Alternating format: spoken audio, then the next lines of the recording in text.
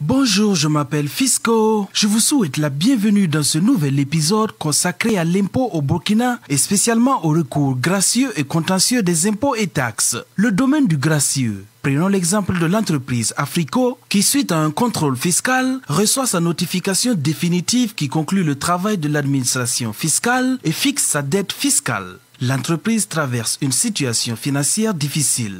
Alors, elle peut invoquer cela et exercer un recours gracieux auprès du service des impôts pour demander une atténuation de sa dette fiscale. Pour soutenir sa demande, Africo a apporté à l'administration fiscale tous les documents qui justifiaient les circonstances qui ne lui permettaient pas de régler toute sa dette fiscale. En effet, si le recours de Africo porte sur un impôt direct comme la TVA, l'administration fiscale ne pourra statuer que sur les pénalités, alors que si ça concerne l'impôt sur les sociétés, l'administration pourrait se prononcer sur les droits simples et les pénalités. Au bout d'un délai de 6 mois, l'administration fiscale a répondu à la demande de Africo et lui a permis, après étude de son dossier, de régler seulement une partie de sa dette. Si l'administration fiscale n'avait pas répondu dans un délai de 6 mois, l'entreprise aurait pu saisir le ministre en charge des Finances dans un délai de 30 jours. Maintenant, vous savez ce qu'il faut faire au cas où vous vous retrouverez dans cette situation. Toutefois, il est préférable de payer ses impôts régulièrement.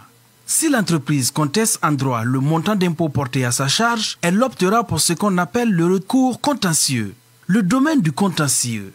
Le domaine du contentieux est là où le contribuable tend à obtenir soit la réparation d'erreurs commises dans l'assiette ou le calcul des impositions, soit le bénéfice d'un droit résultant d'une disposition législative ou réglementaire. Quand vous avez des réclamations, vous devez les adresser au directeur général des impôts. Une fois la réclamation faite, il vous est délivré un récépissé.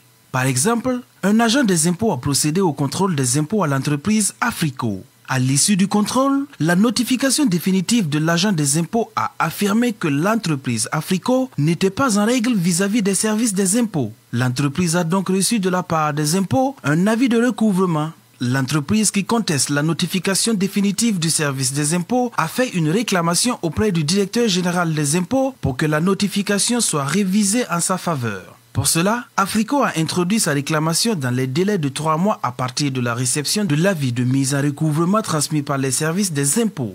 Si l'entreprise ne produisait pas la réclamation dans les 3 mois, c'était fini. Le directeur général des impôts a statué sur la réclamation qui lui a été rejetée et a fait parvenir à l'entreprise une notification pour justifier la décision. Comme le directeur général des impôts a rejeté sa réclamation, l'entreprise va saisir les tribunaux pour que le juge décide de qui des deux a raison. Cette voie qu'a utilisée l'entreprise Africo relève du domaine du contentieux. Dans notre prochain numéro, nous parlerons de la retenue à la source, principe et utilité. Pour toutes vos questions, écrivez-moi à l'adresse mail suivante dgifaso@gmail.com. N'oubliez pas que payer ses impôts régulièrement, c'est participer à l'avancement de notre bien commun à tous, le Burkina Faso. Au revoir.